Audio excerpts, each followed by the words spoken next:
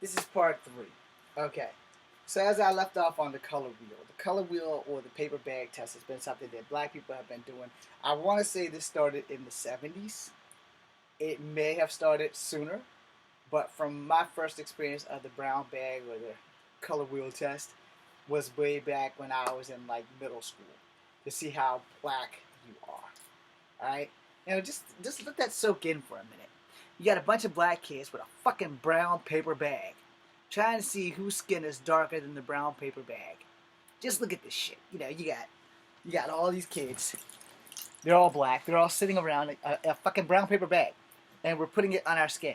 It's like, put it right here. Put it right here. Look, James, you're black. No, put it up here. Look, James, you're not black. So yeah, the brown bag test and the color wheel is a thing that a lot of people don't seem to understand. Now, I do not know if Asians or whites have the color wheel. I know you don't have the brown bag test. But this is the thing that society has taught black people, that if you are lighter skinned, you are higher in society.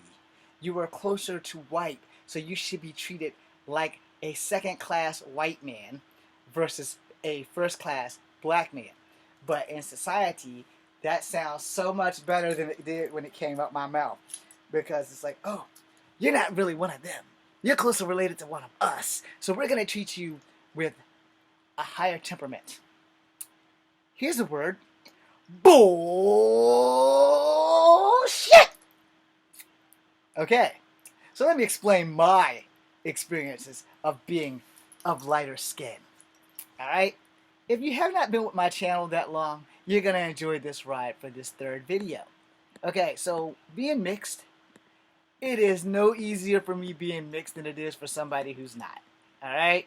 It really depends on the situation that I stumble into, like applying for jobs.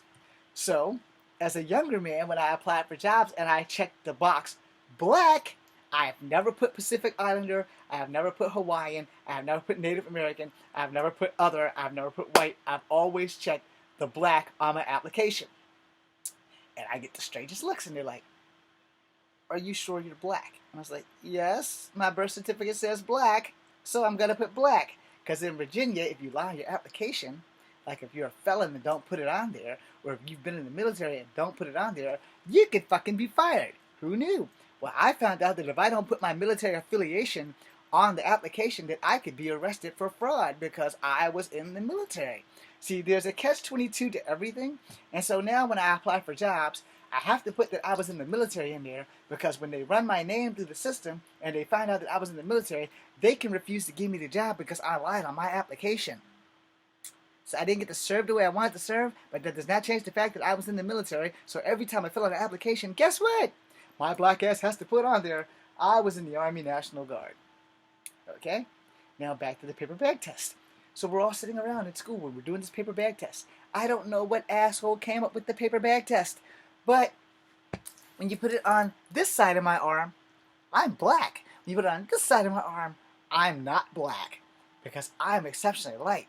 And this makes kids who are darker than me fear my power and think that I'm better than them. But in actuality, it was the reverse feeling, because I don't feel black enough. But the reason why I don't feel black enough is because all through kindergarten and middle school is I've been told by black people, you're not black enough for us. However, I curse like a sailor, and that's something that black people have done all my life, because I've been raised around our black culture versus our Cherokee culture versus our white culture. So that's why I embrace my Cherokee heritage, because I only had my Native American grandmother on my father's side giving me Native American stories, where my grandmother on my mother's side has basically been raised black, so she doesn't tell us anything about the heritage. Plus, she was adopted, so there's that. Now, on my father's side, my great-grandmother spent the most time with me until she died. In the summertime, there was not a damn summertime from the age of 6 to 12 that I didn't spend time with her. And I got to hear about her and her brother John, and running through the woods and moccasins and all kinds of other stuff, and just good stuff. Do I remember every story? No. I wish that I could. If I could have a time machine, I would go back in time and I would go talk to my great-grandmother Ada. Okay, so Moving on, back to the color wheel.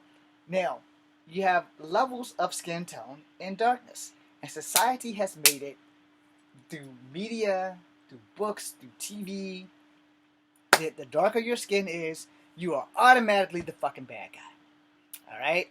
This is one my bro Courtney and I, we kind of butted heads against because when I first met him, I did not really want him to play the bad guy because he was darker skin tone. I wanted to move as far away from that as possible.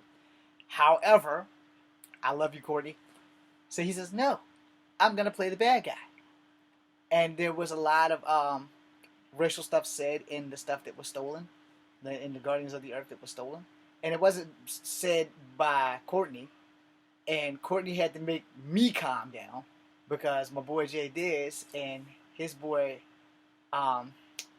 Tay, they were like using bad black slangs. Now, in the color world scheme, in the darkness, it was Courtney, Tay, and Jay Diz, and here I am, the lightest motherfucker in there, and then CLS. All four of those guys are darker than me. And they're all roughly on the same level of color. Now, Courtney's not super black, so don't get that all twisted up. He's a fairly brown man, you know. Now, at one line where Jay Diz throws a kick, or Courtney throws a kick, and Jay Diz catches the kick, and Jay Diz goes, I got you now, you black bitch. And I was like, hell no. And then Courtney calms me down and says, no, this is fine. It's going to work. We're going to do it again, and it's going to work. I was like, dude, no, that's fucking insulting. He said, hey, look, man, I know you're sensitive about shit like this, because whenever we make a movie that's something racially said, it's directed at me for being half mixed and all that. And I'm okay with it being at me because I've grown up with it all my life. But I've never come back at anybody black and said bad black shit about black people because of the color of their skin, because that's something that we can't help, and I wasn't raised that way. So Courtney convinced me to let that shit stay in the movie, so we shot the scene again, and it stayed in there. And I'm like, I felt real bad about it. He's like, dude, this is something that you have to learn how to accept. He's like, nah, man, because all my life, when I was growing up, you know, my skin being so light, I've gotten the reverse of that by black people. So I've always treated darker skinned black people the way I want to be treated, and not just decide, okay, you're closer to African than you are to American. No, fuck that. You're a fucking human being. And Courtney had to break it down for me, and he did. And he did it in a very polite way, and I thank you very much, brother, for pointing that shit out. You know, it's just something that I never experienced. And then him and Jay Diz and them, they all just like, yo, it's a movie, dude. It's a fucking movie. And I said, yeah, but I'm not trying to make a movie that offends people. He's like, I'm not offended. Trust me, I've probably heard worse. And I was like, I never thought about it that way because I've always been the one that's been treated badly by black people who were darker with the, you're not really one of us, you're not a real brother, you're a half brother. So I've gotten it all. And you know, that brown paper bag test, that self-hatred that black people put amongst ourselves starts from within. Now, Courtney broke it down and explained to me, hey, yo, dude, I'm very proud of my heritage. I'm very proud to be black. I'm very proud of my skin tone. And don't fucking worry about that shit. Now, this guy's younger than me. He's breaking it down to me and explaining to me. You know, I'm trying to direct the film and do all this stuff. And I had promised my dad when I would make movies that there would be no more cussing and other things in the stuff. And he's like, look, keep it. We'll redo it. We'll do it better. And we'll do shit that will make your movie great. And I was like, all right, man, are you sure? And he's like, yeah, dude, calm down. It's a film. None of us is taking any of this shit personally. But I was taking it personally because of the black self-hatred that boils within us all. But Courtney set me straight. And I thank you, brother, for that. You know, and I sit there, and I never ever thought that I would witness it in society ever fucking again until 2 years ago, or 3 years ago, where The Rock wanted to do a John Henry movie, and everybody was like, no, Rock can't play John Henry because Rock's not black enough. So, you know, it's one of the things, and society has done that to us as black people. So, getting off of the paper bag test, getting off of the color wheel, when I make these movies about being ashamed to be black, when black people do unruly, cruel, and racist shit, this is why. Because every time a black person does something, I have to worry about my bro Courtney, I have to worry about my bro J Diz. I have to worry about his brother CLS, which is also my brother. Where my brother and I, who are light skinned, and my brother's way lighter than me, he could pass for a white man. He can walk in the store and not worry about police detectives following him around because of his skin tone. Where me and the guys I just named, we have to worry about police walking around behind us, checking our skin tone, making sure we have wallets, making sure we have money, because one black guy 4 months ago did something in that store, and now we who have never been in the store have to pay for that shit. Now, if you're not feeling that, I get it, I understand, and I respect you if you're coming at me for not feeling it, alright? But that's just because that's not your life experience. Like I said, when I apply for a job in Virginia, I check black. 9 times out of 10, the person taking the interview with me and look at the sheet, they give me 2 or 3 looks and they're like, "Are you sure you're black?" And I'm like, "Yeah, what did you think I was?" I was like, "Man, I thought you were fucking Hawaiian. Or I thought you were Mexican. I thought you were Samoan." I get anything but black by some people. And I'm like, dude, my birth certificate says black. So I put down black. Because by all rights of the law, even if I'm mixed, my birth certificate says black. I do not want to get fired for you finding out that I'm black. And he's like, "Well, we can't really fire you for that." I said, "No, you can fire me for that because they'd be lying on my application. And when you lie on your application, that's a grounds for firing." You know, it's the same thing. If you committed a felony or anything, you have to put that shit on your application.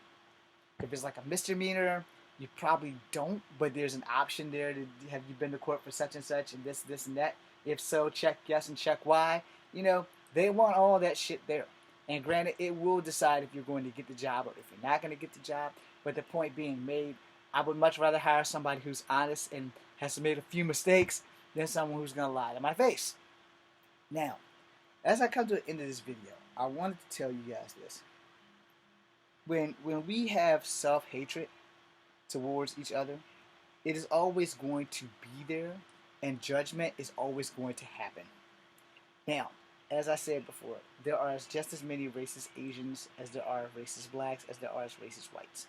All of the racist people should be put on a rocket and go live on Mars. Let them all kill each other or learn how to live with each other before they come back so that society can adapt, adjust, and treat everyone equally, even if our wallets do not match the society rule. Because in society, the richer you are, the better people tend to treat you because they know that you have money. And if you have money, you're going to spend that money. So if we're treating you like you're actually a high society person, we have a better chance of getting you to spend high society dough. Now, I want to make sure one thing is perfectly clear. I am multicultural. I do not discriminate on these I am ashamed videos. I have made a video where I am ashamed to be Native American, and that was when Miss Rainbird took the road van and drove all the way through town and ejected 2 dogs and fucked up some shit. And then they say, well, okay, well, she's a little high, she was on drugs and everything. That does not change the fact that everyone after that probably thought that Native Americans were fucking crazy. Alright? And I am part Native American. Alright? When the black kids start doing dumb shit, I am part black. So I made videos about this shit. When white people do dumb shit, I am part white.